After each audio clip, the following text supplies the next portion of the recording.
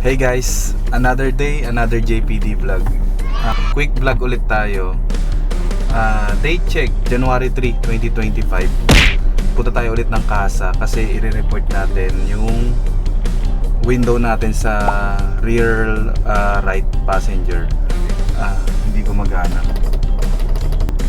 Hindi siya masara, hindi mabukas.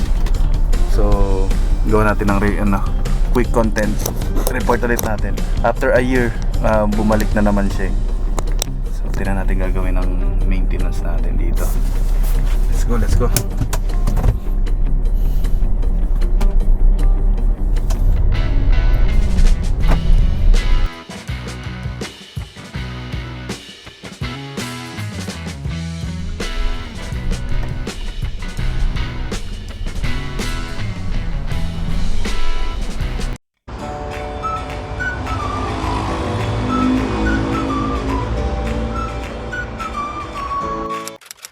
Hey guys, yan, tapos na tayo sa casa. So, ang ginawa is, nandito yung, saan na ba yan? Yan, yung sa power window natin.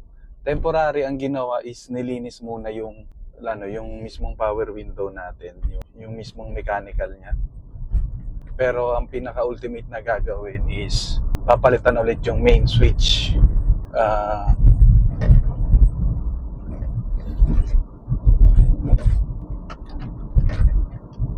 So try natin. Yan. Yung camera natin nasa likod. Sige, yan. Unahin natin. Yan, kung hindi na bago. So, yan, gumagana pa naman. Gumagana pa to. Gumagana rin tong nasa kaliwa. Yung hindi natin mapagana itong nasa kanan sa likod. Pero ngayon, try natin ito. Ayan, mukhang madumi lang siya. Pero papalitan, ang recommendation is palitan. Kasi medyo pumapalya pa rin siya. So, update ulit guys. Hey guys, welcome back to JPD channel. Ayan, samantalayin natin guys yung break time natin. Isaglitin natin yung casa.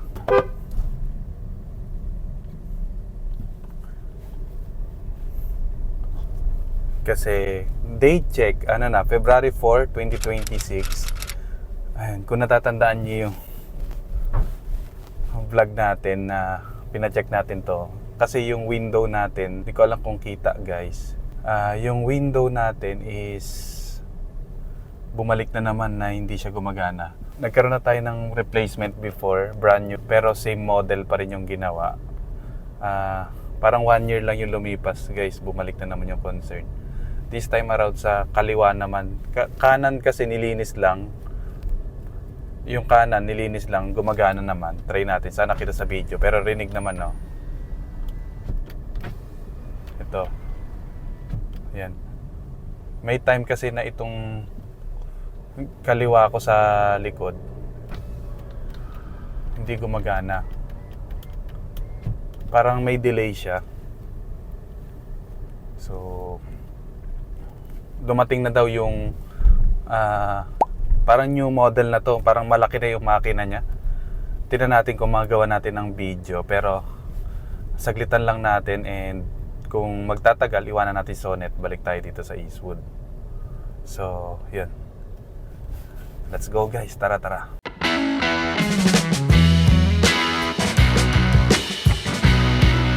Ano lang guys, backgrounder. Pumunta tayo sa casa para i-report to last January 3, 2026. And, yun, ginawa nila ng report ulit. Tapos nag-order sila sa planta mismo ng doon, kasi kinukuha mismo yung yung parang power yung master window natin. So yun yung ginawa guys. 1 month lang. Kasi marami rin siguro naging concern. Not bad. 1 month tayo na balikan na pwede na daw dalhin ulit sa natin itong si Sonet para magawa nila. So kahapon yun, February 3. So parang saktong 1 month 1 month nila tayo na assist. So, shout out sa ating Kia Acropolis service advisor, Ma'am Princess. Sorry sa pangungulit and thank you sa assist. Kung ganun din yung nararanasan nyo guys na concern, kasi yun, ito yung known issue ng Sonet natin. Doon na lang tayo sa positive side guys. Under warranty ang ating unit, so sulitin natin na palitan ng palitan yung ano man yung mga kailangan palitan sa sa ating unit. Number 1 itong ang window natin. Ayun, 1 kilometer lang naman siya dito sa Eastwood. Nabuta lang tayo ng traffic light, pero yan.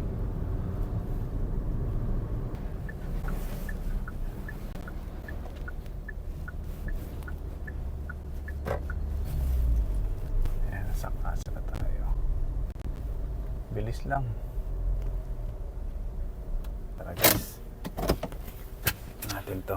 Tara natin guys. Nakasked ako ng yung window replacement. Window motor replacement. Sa Kekos ka na lang po. Sino sa si Christian? Wait lang. Hintayin lang po sa Okay. Ka lang. Videoan ko lang. So, dito guys yung ito yung papalitan ay yung motor na itong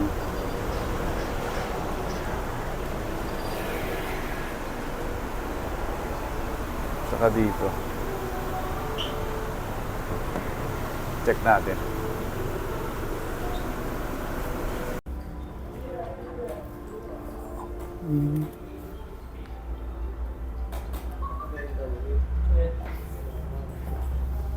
Tapos dito okay na.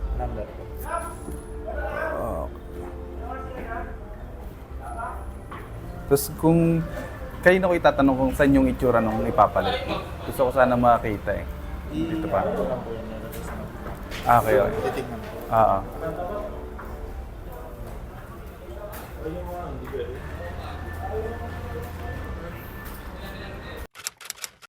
Ay po, sir. Ay, tapos na. Ay, hanggang oras lang kayo? 5 lang. Oh, extended kayo ah.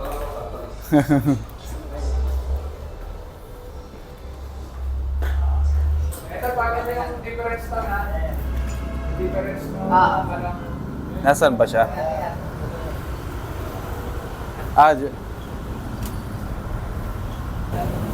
Yung susi kaya nasaan?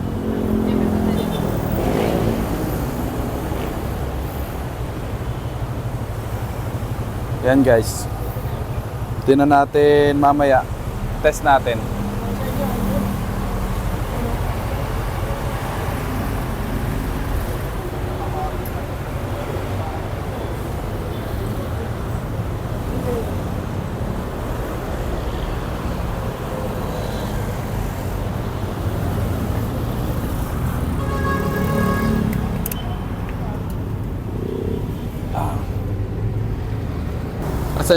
Asan na yung bago? Ito po. Kasi ito yung luma. Tingin ko na lang yan. Pese mo sa akin. Ayan. Sige sir. Send mo. Send ka na lang. Sige, sige. Okay, thank you, Chan. Oh.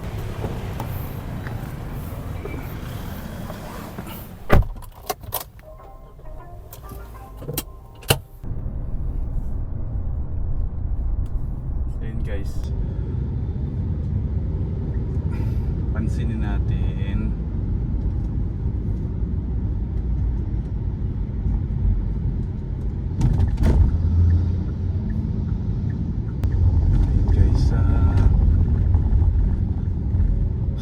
Testing natin mamaya sa Eastwood, pero pwede nating try ngayon. Ayan. Ayan, sana kita. Ngayon, siyempre bago pa, smooth siya. Mas malaki na yung motor na ginamit kasi nga hindi na umuubra yung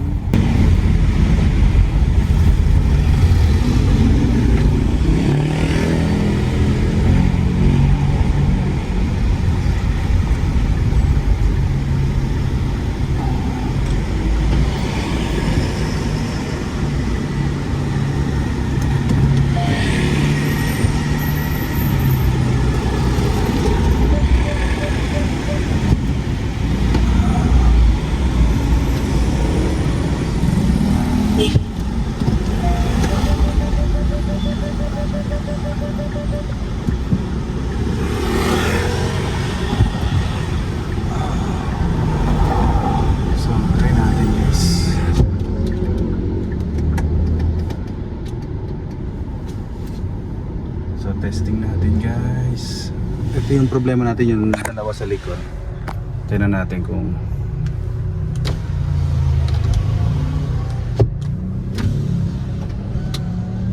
ayan, sobrang smooth na niya.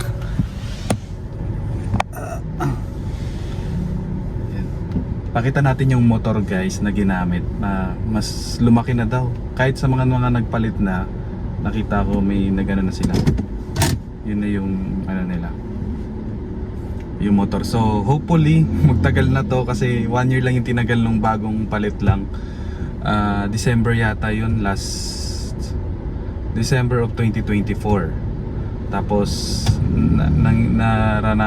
na-experience ko yung hindi na ulit siya gumagana December 2025. Dinala natin yung unit ng January 2026, nagawa ng February 2026. Ayun, salamat sa pagsama guys sa ginawa nating quick update with our Sonet. Tune in to JPD uploads. Marami tayong naka-pending na uploads guys. Medyo busy lang din sa work. Please bear with me. Marami tayong mga exciting na update guys. And sa mga may bagong update sa akin sa YouTube na parang qualified na ako magkaroon ng parang affiliate. Pwede na akong mag-recommend ng mga product na para sa akin genuinely na nakakatulong, or parang kumbaga pwede kong i-recommend din sa ibang fans or subscribers. So ipakita ko na lang guys, siguro magsimula tayo sa mga LED na pinalit natin, yung mga accessories, mapa-vlogging gears natin or Sonet gears. So hope you can support my new YouTube functions, itong affiliate. Try lang natin and yun. Hindi ko naman siya i-recommend kung hindi ko siya na-try na maganda. Thank you guys. Salamat. Bye bye. See you on my next one.